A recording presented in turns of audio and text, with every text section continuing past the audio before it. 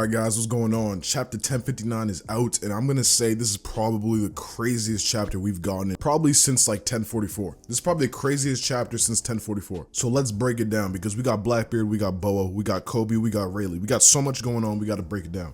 Alright, so first page we got Marco, and Shanks is asking Marco to join his crew, and Marco basically doesn't want to, blah blah blah blah. Right, then we skip to the flashback, and we got Yamato talking to the Straw Hats, and she's telling them that she cannot leave Wano because she has to protect it, right? And I made a video about this, like in chapter, I forget what chapter it was, I think it was chapter 1057, and I was talking about that Yamato cannot leave because there's literally no one else who can actually protect it. The Scabbards were not going to beat Green Bull, Momonosuke was not going to beat Green Bull. It's pretty obvious Yamato's the only one on the island who actually has a chance of fighting any top tiers. We've seen her fight arguably the strongest character in the series. She held her own for a very, very long time, so I have no doubt in my mind she can hold her own against anybody in the series. She should have no problem, right? So I think she's the only one who can actually protect them from a general threat like an admiral. In a way, she's following exactly what Kaido said, except she doesn't really want to follow what he's saying, but in a way she's doing it anyway. She has to protect Wano, she has to stay here and protect it, just like Kaido said. And I'm actually kind of glad this is the reason, because in that chapter she was talking about how, oh, I want to walk around and be like Odin, yada yada yada, right? That was just dumb. But now she's telling us that she has to protect Wano. This is a very good reason, and actually I honestly understand, and I thought this was gonna happen, and I thought that if she was gonna stay, this would be the reason why, because it's the only one that makes sense. There's a ship nearby that'll give me a alright, so Marco basically is telling Luffy that he's leaving of the arc. Marco's leaving, and Luffy actually thanks Marco for helping back in the Summit War, and Marco says the time belongs to you youngsters now. So Marco is handing off the torch, even though Jinbei is like the same age as him, but whatever. Alright, so moving on, we're getting to the important stuff. Everyone sitting down in your seats, grab your popcorn. It's about to get wild. It's about to get crazy. Alright, so the Isle of Women, Amazon Lily, the Calm Belt, blah blah blah. So we get to see Boa Hancock, and this is the first time men have invaded the island like this in a very long time, right? So a few weeks prior to the current day, the gates were down, the Kuja were being attacked, and okay, this is insane. The new SSG has just been released, and it is another pacifista, except it is crazier than I ever thought it could be. I made a video about what the SSG would be, and I'm kind of in the ballpark. I'm just not exactly correct, but I was close.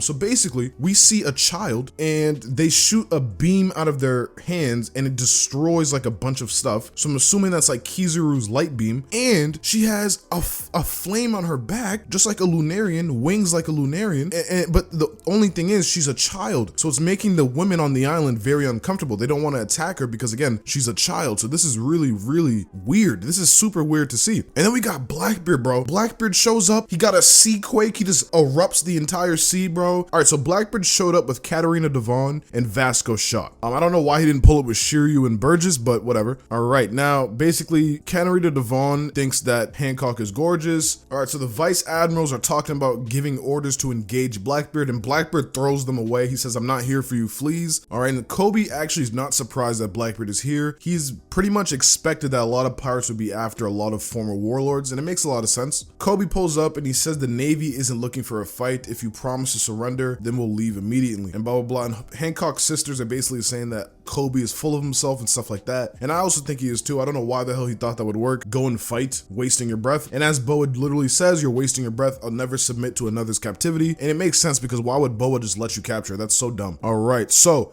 Teach's men are asking him to help. Nothing phases this thing, right? So Teach sees it. He says, wait, you're kidding. White hair, brown skin, and black wings. Yup, it's a Lunarian, my guy. The pacifista is literally a Lunarian. Literally Lunarian. That's why nothing is phasing it, because the flames are on. Nobody knows how to finish them, right?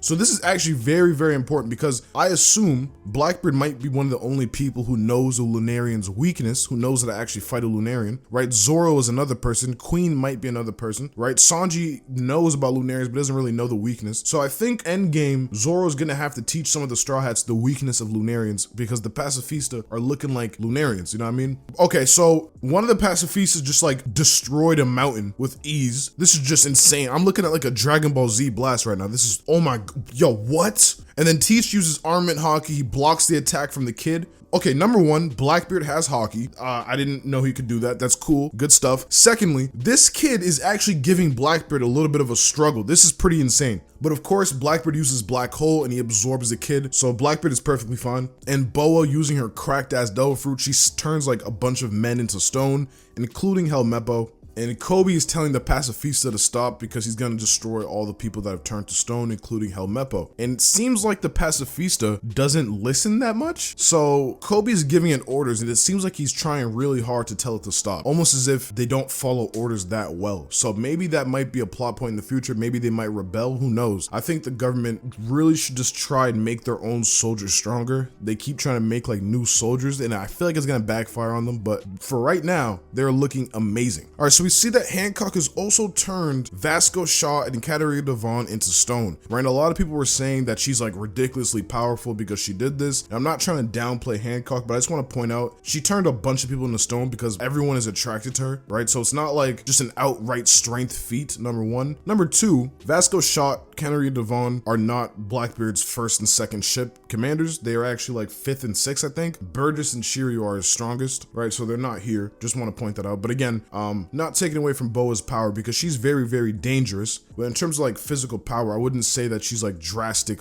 It seems like Blackbeard kind of has the upper hand right now. So Blackbeard is choking her with his Yami Yami no Mi, taking away her powers. And Blackbeard is talking to her about her devil fruit, and Hancock is saying, my beauty is what makes this power formidable. If you kill me, all your little friends will remain statues forever. Whoever inherits my power won't be able to release them. And Kobe basically knew that was going to happen. He realizes, just like Blackbeard, that they need to keep Boa Hancock subdued. And Blackbeard starts talking about the Rocky Port incident. Blackbeard says, you did me a favor at Rocky Port. You made it possible for me to oust Ochoku and become boss of the pirate island. For those of you who do not know who Ochoku is Wayne G. Wayne G, who used to be on the Rocks Pirates, was at Pirate Island protecting it or something, and Blackbeard got rid of him and with Kobe, and I'm pretty sure Law was there as well. So we don't know what happened, but Wayne G was defeated. Now Blackbeard is basically saying that he cannot let Boa Hancock go because the minute he lets her go, she's gonna turn everybody into stone. So this is actually pretty important because I think when it comes to Boa Hancock, not only is she physically capable, she is probably the most dangerous woman on the planet. Yamato and Big Mom can be defeated. You just have to be stronger than them. All you have to do is be stronger than them. Don't get me wrong, that's not that easy, but all you have to do is be stronger than them. When it comes to Boa Hancock, not only do you have to be stronger than her, you have to make sure you're not attracted to her, because if you are, she could one-shot you. It doesn't even matter how strong you are, she could one-shot you. Even Blackbeard himself is scared because he knows that if she gets let go, she's gonna turn him into stone. So this is what makes Boa Hancock dangerous, and I think that she is honestly, because I used to downplay her so much, I used to say she was only as strong as Dofi, but now that I understand her powers a lot more, I'm going to honestly say she's easily like first commander level because of the danger she poses to people.